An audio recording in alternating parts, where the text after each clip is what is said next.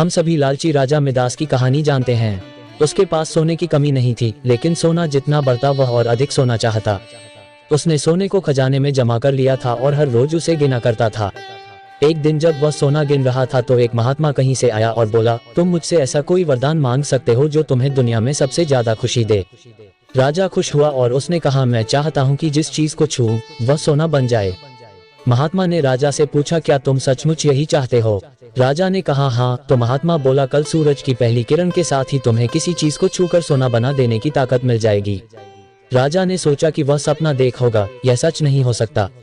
अगले दिन जब राजा नींद से उठा तो उसने अपना पलंग छुआ और वह सोना बन गया। वह वरदान सच था। राजा ने जिस चीज को छुआ वह सोना बन गई।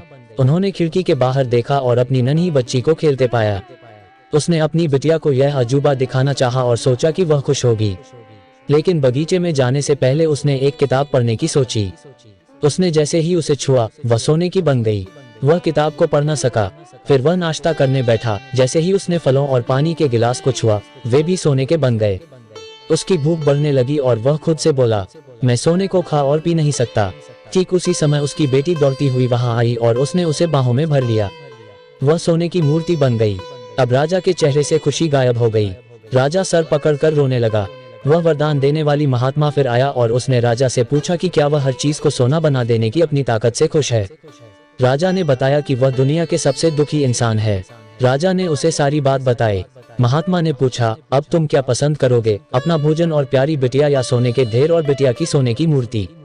राजा ने गिड़गिड़ाकर माफी मांगी और कहा, मैं अपना सारा सोना छोड़ दूंगा। मेहरबानी करके मेरी बेटी मुझे लौटा दो, क्योंकि उसके बिना मेरी हर चीज मूल्यहीन हो गई है। महात्मा ने राजा से कहा, तुम पहले से बुद्धिमान हो गए हो, और उसने अपने वरदान को वापस ले लिया।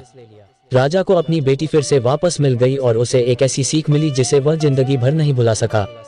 हम आशा करते हैं कि आपको यह कहानी पसंद आई होगी। तो वीडियो को लाइक करें, शेयर करें और चैनल को सब्सक्राइब करें। धन्यवाद।